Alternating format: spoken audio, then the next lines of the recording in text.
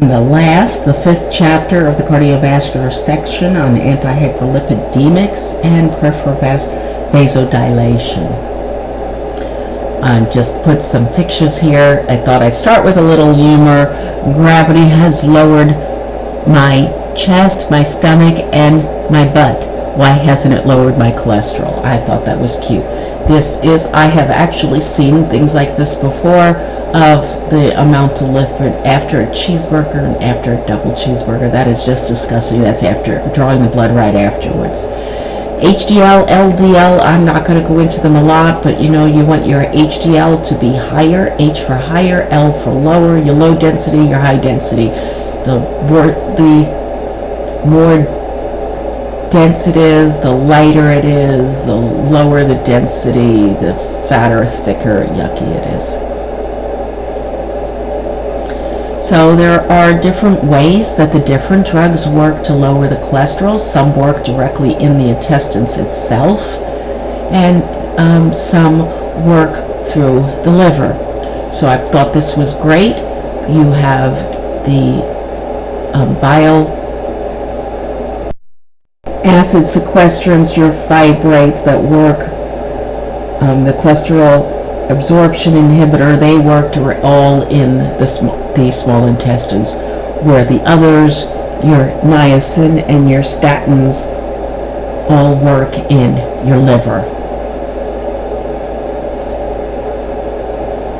So your fibrates, I always think of fibrates as being fiber, so I remember they work in the intestines and pulling out, increasing the expression of proteins, in yellow it says here. So it results in increasing your HDL, which you need your healthy cholesterol to be higher, and you want people to increase their fiber. So fibrates increase your HDL, and they lower your very low density, so because they help you clear it. So I think of fibrates as kind of binding with that stuff and helping you to excrete it. Remember fibrates, because there's just two of them: fenofibrate, which has fibrate right in the name, and ginfibrozil, because FIBR, the fiber in the name. They're always taken orally. And for hyperlipidemia, mostly these are used for hypertriglyceridemia. The triglycerides, I think of the triglycerides as being your true fats in there, so it binds up those fats from their diet and helps them excrete it. So the side effects that you would expect would be abdominal cramping, maybe some loose stools, but they do get some abdominal cramps with these. Moving into your bile acid sequestrants, which you have listed here as your cholestyramine, cholecylin, and cholestyramine. I always remember my bile acid sequestrants because they all begin with COLE for cholesterol. See here, it forms a non-absorbable complex with the bile acids in the intestines. This was a good picture showing you how it works.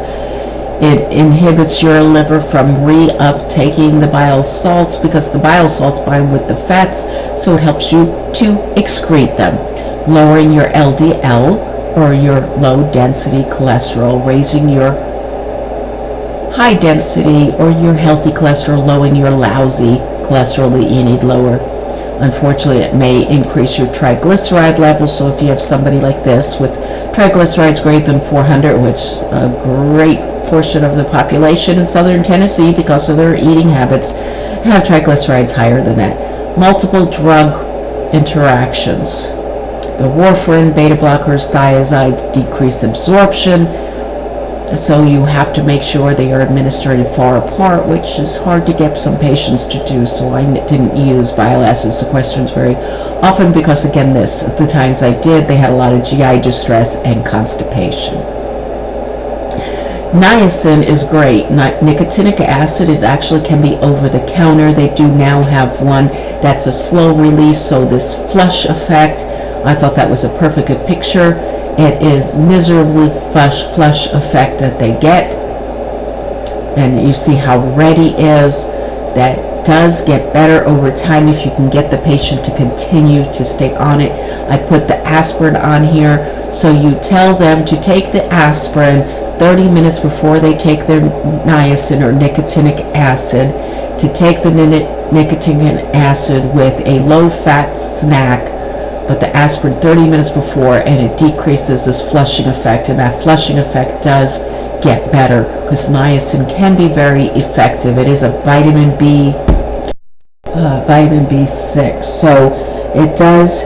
It says in your text it's very effective. It actually is. A lot of side effects. People don't want to stay on it, especially because of that horrible flushing effect. But it does get better if you can get them to get through it.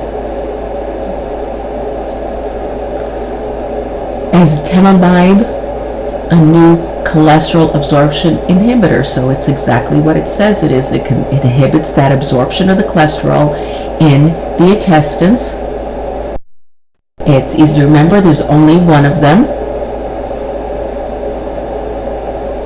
Caution with liver dysfunction and elevated serum transaminase, which is one of your liver enzymes. It can decrease your LDL, lousy cholesterol, and your triglycerides because it prevents that absorption. And there's some combination drugs now with ezetimibe in it because it works much better if it's combined with the statin, and we're going to go over the statins.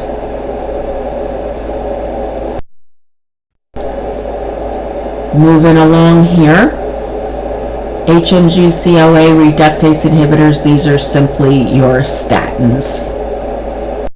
And your statins are easy to remember because every darn one of them has the name statin in their name. You see here atorvastatin, simvastatin, pravastatin, lovastatin, rosuvastatin. They are widely used. They are very effective, some more effective than others. You have a whole list of them in your table 46.4. Most are to be given with your evening meal. Some don't matter, but some work better in your evening meal. The doses vary depending on the potency of it. If you'll notice, every single one of them are category X in pregnancy, so you will never take them in pregnancy. This was just a really good picture for an overall view of them. It works through the liver, so you are definitely monitoring your liver enzymes, watching your LFTs, which are your liver function tests, AST, ALT, bilirubin. Big thing to watch for are muscle aches. That's the biggest problem people have. But just because they have a problem with one statin with muscle aches, sometimes you can go to a different statin. It works within a few weeks to start lowering. Ideal effects start to show in about 4 weeks. It can cause a GI distress, headaches, muscle cramps are the biggest things. Some people have fatigue. Some of them can cause some cataract formation, so they should watch their eyes. And here is another picture for your statins, watching in your liver enzymes. They're very, very good for prevention of hyperlipidemia, side effects, muscle toxicity, liver enzyme, and I have another picture here, rhabdomyolysis. And these are the signs of rhabdomyolysis, muscle disintegration that can happen. I like this. My heart will go on as long as I take my Lipitor. Fortunately, it only works if you're taking your medicine, so it might lower, they go off the medicine, the levels are going to go back up. It has a little section, the pharmacokinetics on rosuvastatin, which is my favorite. Works so well with very low dose, but notice they're all very highly protein bound, so you have to watch for protein meds such as your warfarin.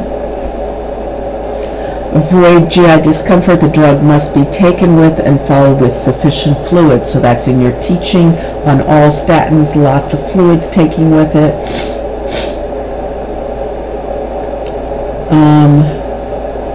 Watching your alkaline phos, your ALP on your labs, your AST, ALP.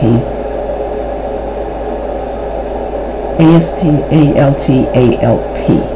Okay. Patients with acute hepatic disorder should not take a statin drug. It is totally broken down in the liver. I told you about rhabdomyolysis. They have a list of different combination drugs up here. Of course, the combination drugs have different names, but you don't need to worry about that because everything NCLEX and on my test will be generic. So the generic will have the name of the two drugs combined. You could see the secondary amlodipine and atorvastatin because they can actually combine a calcium channel blocker with a statin drug.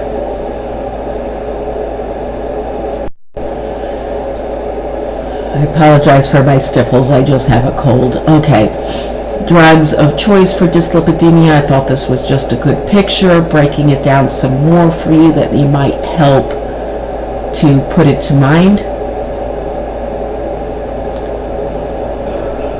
This recommended medical treatment, this is in your peripheral vasodilators for PAD and PVD, peripheral arterial disease, peripheral vascular disease. You get that more in your med surg. I'm just talking about the drugs, and Raynaud's phenomena, which is this occlusion clamping down in your extremities, mostly your fingers.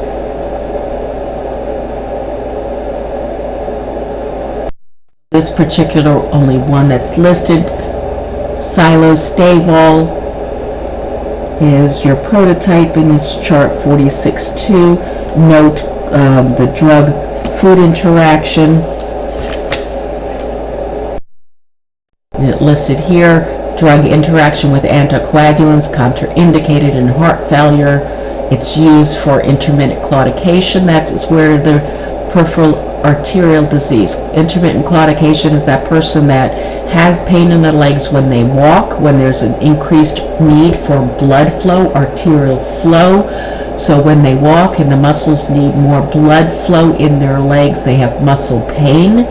They have to stop walking and the pain goes away. That's why it is intermittent. It's called intermittent claudication. So that's what this drug, Silostavol, is used for. Adverse effect, headache, GI, like diarrhea and abnormal stools. Safe and effective alternative to aspirin with patients with PAD. Combination antiplatelet could be considered, such as your clopidogrel. Treatment with statins is recommended for all patients with peripheral arterial disease with LDL, to keep their LDL down. It's shown to provide symptomatic relief and is recommended for all patients with symptomatic peripheral arterial disease in the absence of congestive heart failure. Life 11 to 13 hours, so it's taken twice a day. And that is, it has a little nursing process section, not much in there. That's the only one I would ask you about on this. And that concludes this chapter. I thought I'd finish again with some fun after 5 whole chapters. LDL stands for lousy darn lipos, and HDL stands for hunky dory lipos. Thought cute. Potato chips aren't rubbery and blubbery like fat. They're crispy and crunchy like lettuce. That proves that they're diet food. Last one I found, study pharmacology. Are you serious? It's like memorizing a dictionary. You know it feels that way. I hope it's getting better as we're narrowing down things. And that is it, and we are done with the cardiovascular section.